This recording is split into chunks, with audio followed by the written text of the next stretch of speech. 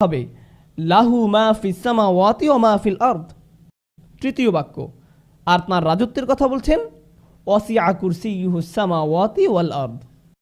আচ্ছা, এবার চতুর্থ বাক্য কি, পিছন থেকে পড়ে আসি। আল্লাহু লা ইলাহা ইল্লা হুয়াল হাইয়ুল কাইয়্যুম লা তাখুযুহু সিনাতুন ওয়ালা নাওম লাহু মা ফিস সামাওয়াতি ওয়া মা ফিল আরদ। এরপর মান যাল্লাযী ইয়াশফাউ ইনদাহু ইল্লা বিইযনিহি।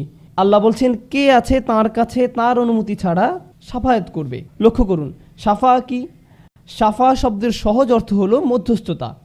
আরও সহজ করে বললে শাফা মানে কারো মাধ্যমে যোগাযোগ করা। আরও সহজ করে বললে শাফা মানে কারো মাধ্যমে সুপারিশ করা।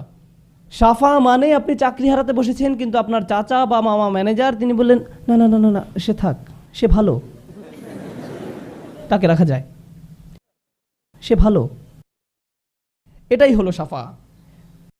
কিয়ামতের